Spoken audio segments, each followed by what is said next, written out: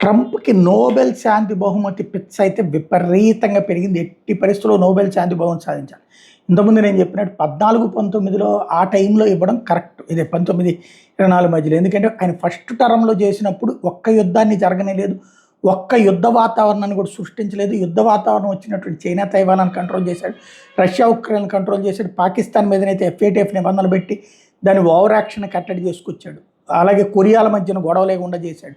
Even ఉత్తర కొరియాతో కూడా మాట్లాడినటువంటి పరిస్థితి. అదే సెకండ్ టైం వచ్చినప్పటి నుంచి రెచ్చగొడుతున్నాడు, చిచ్చు పెడుతున్నాడు, నాశనం చేస్తున్నాడు. కానీ ఇప్పుడు శాంతి బహుమతి అడుగుతున్నాడు.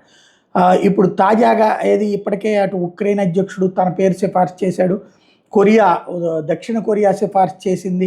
అట్లాగే మన పాకిస్తాన్ సిఫార్సు చేసింది. ఇప్పుడు తాజాగా ఆయన నార్వేన్ అఫీషియల్స్కి చెప్తున్నాడు ట్రంప్ తనకు శాంతి బహుమతి వచ్చేలా చూడమని చెప్పేసి, లేకపోతే టారిఫ్లు వేస్తాను అంటాడా అంటూ ఇప్పుడు సెటైర్లు వేస్తున్నారు అక్కడ ఉన్నటువంటి ప్రజలు.